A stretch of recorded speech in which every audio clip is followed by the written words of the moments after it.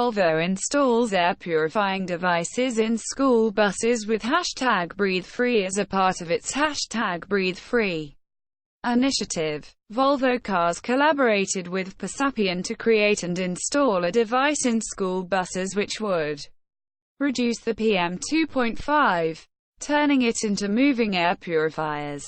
Aiming to help create a sustainable future, Volvo mobilized school buses as a symbol of children being the agents of change and future leaders.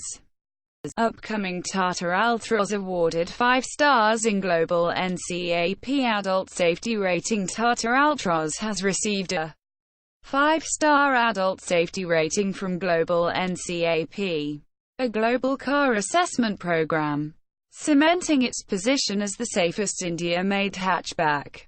We would like to encourage all other car manufacturers in India to follow Tata's example and bring affordable 5-star cars to Indian consumers, said President. Global NCAP. Tata Altroz is launching on January 22, 2020. Tesla value overtakes Volkswagen, which sold 30 times more cars last year. Tesla on Wednesday overtook Volkswagen Group as the world's second most valuable carmaker with a market value of $106 billion, $7 billion more than its German rival.